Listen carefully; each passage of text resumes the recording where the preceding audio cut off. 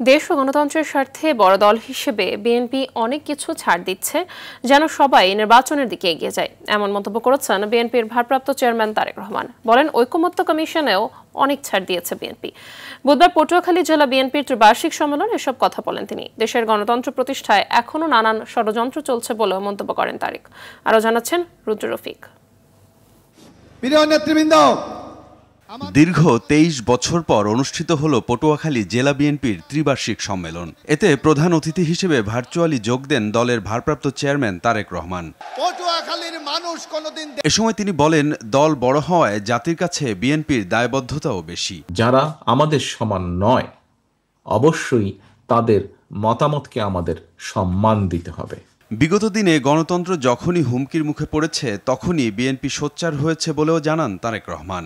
দেশের মানুষ যাতে তাদের গণতান্ত্রিক অধিকার চর্চা আবার শুরু করতে পারে, তার জন্য আমরা ছাড় দিয়েছি। তারপরেও মানুষ আসুক, দলগুলো আসুক, আমরা একটি নির্বাচনী প্রক্রিয়ার দিকে এগিয়ে যাই। তারেক রহমান আরও বলেন, দেশের মানুষ যেন ব্যালটের মাধ্যমে তাদের মতামত প্রকাশ করতে পারে, তা নিশ্চিত করতে চায় বিএনপি।